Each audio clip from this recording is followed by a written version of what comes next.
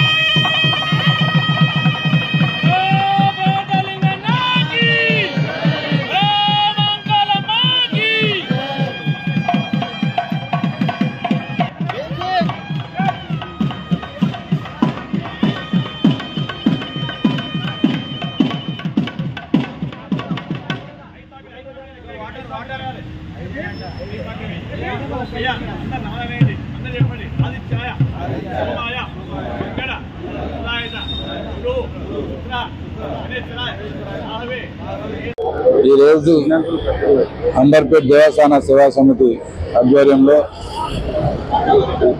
బొడ్రాయి పునర్నిర్మాణ కార్యక్రమం జరిగింది.